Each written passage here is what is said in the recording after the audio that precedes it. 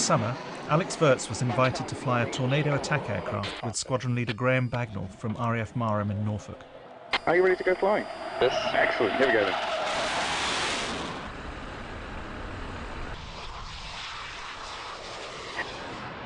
Frank Williams was quick to reciprocate the offer, and Graeme, or Baggers as he likes to be known in true RAF fashion, leapt at the chance to drive the FW29 on the short national circuit at Silverstone.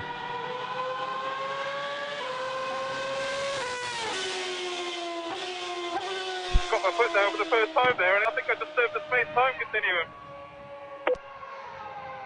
Copy that. I like the brakes. Did you say something on the radio? Yeah. I like the brakes. I heard there are more people flying into space than driving actual Formula 1 cars. It's a very exclusive circle, and having the opportunity driving a real current Formula 1 car with no restrictions, full power, is something thousands of race drivers would like to have. You know what shoe size you are? 42. 42. That's going to be Nico Rosberg. A week before the drive, Baggers was invited to Williams headquarters at Grove. Nico wears this. It was a lot more hands-on than just the briefing he'd expected. We've got an Alex Wurz and a probably actually go for an Lorraine Carther Cayenne, but it's really up to you which one of these two you feel. Both legs together, straight in, any way you like. How's that? After Jonathan Williams had kitted him out, test team manager Dickie Stanford organised the seat fit and pedal adjustments in the race bay. Let yourself sink all of it. The seat's got lots of padding. You'll slowly sink into the seat, but you've got to go down a bit more. More? That's it. All right, yeah, Now you're looking somewhere near. This is how they drive, is it? Probably a bit lower down. It was all very different from what Baggers is used to. Wow, it's bizarre. Right. Where are the pedals, first of all? Just push the throttle all the way to the floor. Is that stretching your legs too far? The technical parts of the car are unexpected to me. I understand the principle of a clutch and a semi-automatic gearbox, but it's laid out in a completely different way in the car here, and the way starting the engine is explained to me is completely unexpected, because there's no control of that from the cockpit, it would appear. It seems to be all done by engineers. That generally gets a bit hot when you're running, because when the car skids on the ground, such a lot of temperature goes through the bottom car into the backside quite often. You clearly think I'm going to be driving this thing quickly, don't you? The difficulty with this is that there's no... Before you've gone solo in an aeroplane, you've done a number of trips with an instructor who's always got a dual set of controls, and there will have been 7 or 8 of those trips and a check ride before you're actually allowed to take the thing out on your own. And there doesn't seem to be any of that. Well, that's why you got the simulator. I suppose, yeah. Can they simulate adrenaline in there? It's definitely different. I suppose having done 30 laps in the simulator now, there's a little part of me that feels that it's not going to be an insurmountable task when it finally comes to driving the car. So I'm a little bit more at ease than I was, although I think there's going to be a large amount of adrenaline and fear on the day. On the day, the weather at Silverstone was appalling, but safe enough to go ahead. Strap in. Always fasten your seatbelt. It's like my first driving lesson.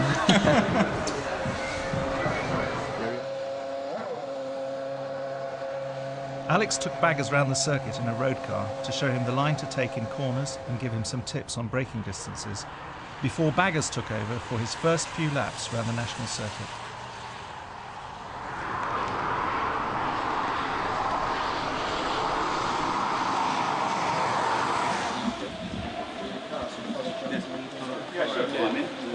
What we'll do is we'll get you jump straight in, and then I'll take you through all the controls. Jonathan Williams had roped in rising Formula 3 star Jonathan Kennard to introduce Baggers to a single-seater. There was a lot to take in. And then neutral. Just stops you going to neutral when you're driving along. Okay, I'm going to suck up my mental capacity. Do I want to breathe while I'm doing this as well?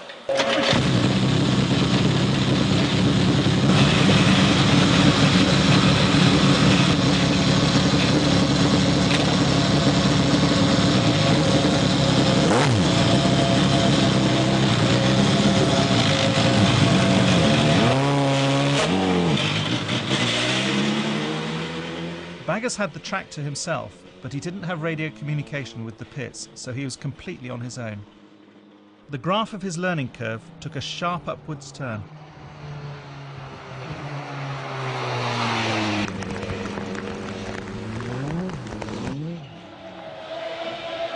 That is something else. Terrifying. Sorry, she's all over the grass there. Oh, that's right. You should eat some. Wow, the acceleration on that is like nothing. As the engineers prepared the FW29, Alex and test team engineer Tom McCullough gave final instructions and reassurance. How will I know if I'm above 100? It doesn't say the speed on there. Doesn't say.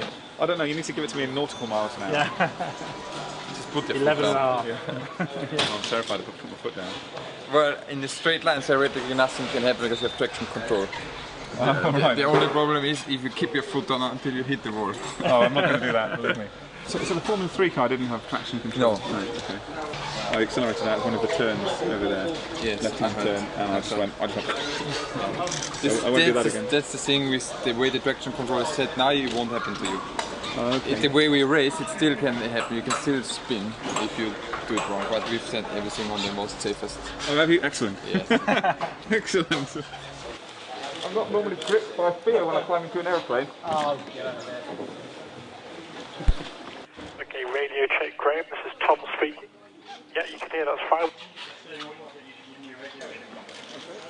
This is Baggers. How do you read? You're loud and clear there, thank you.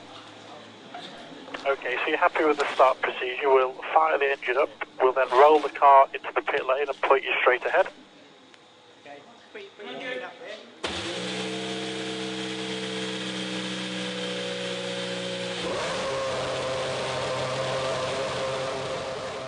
And in the Williams car, Tom was always there to talk to. You'll then select first gear and slowly let go of the clutch lever and pull away. Remember, you're only in second gear once you've gone over 60 miles an hour. I'll talk to you on the radio if you get any other problems. Ready to go when you are. Okay, Thomas, let's go for it now. Yep, off you go. Just take it nice and steady. Okay, that was good, well done. So, nice and steady, and we'll go for 8 time laps, 10 laps in total. You got it? Copy that.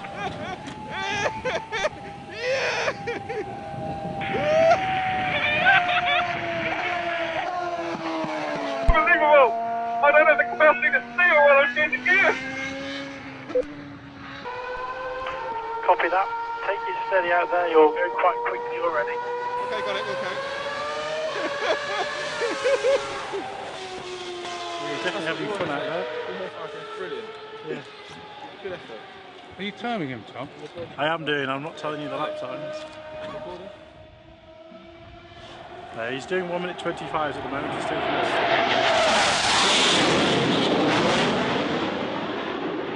Did you know that was going to happen? I didn't. I jumped a foot when it happened.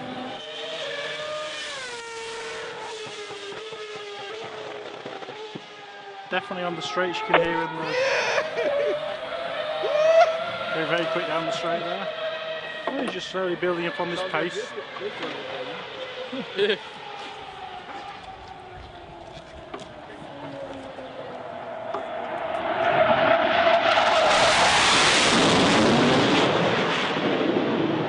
That's my boy's going over!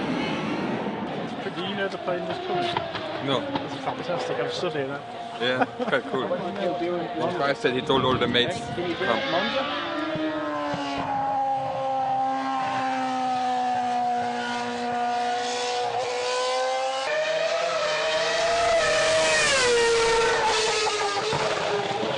Okay, box this lap, Graeme, in this lap. Roger, got it!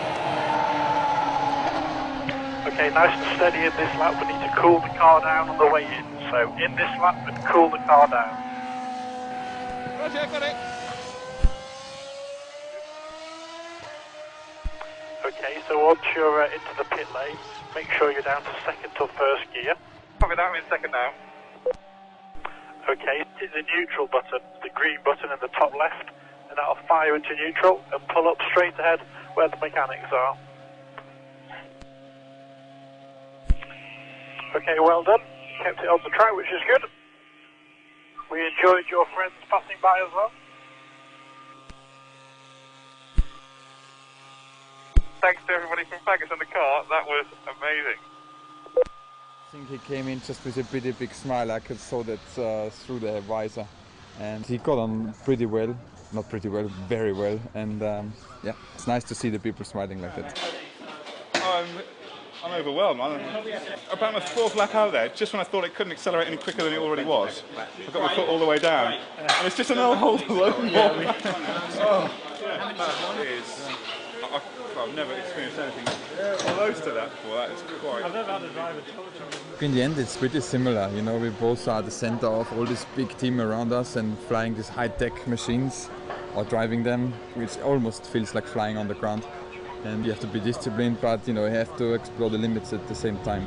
So it's very similar world. Brilliant. It was nothing like I imagined, but altogether an absolutely mind-blowing experience. A million times better than I thought it was going to be. Yeah. Well, thanks very much, Jonathan. That was quite an experience. It really was. Thanks very much.